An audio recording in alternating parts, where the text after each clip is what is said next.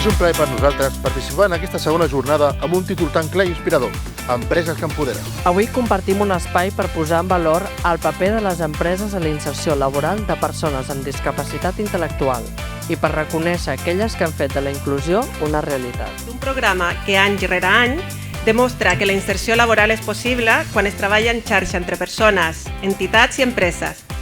És un plaer tornar-nos a trobar, després de l'any anterior, per compartir un objectiu comú, fer que el mercat laboral sigui més inclusiu, més divers i més just. Si hi ha una obsessió que aquest conseller té, el que us parla, és intentar reduir totes les bretxes que hi ha.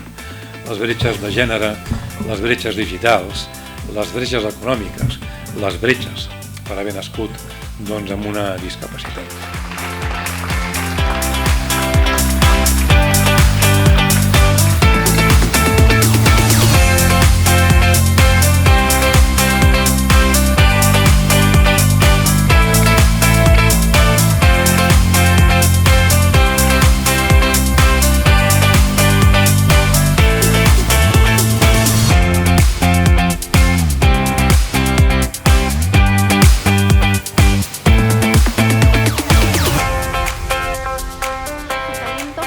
Desde el acompañamiento y también desde la escucha, desde la sensibilización. No solamente necesitamos desarrollar nuestras habilidades, sino también que las personas que nos están liderando nos acompañen en ese proceso.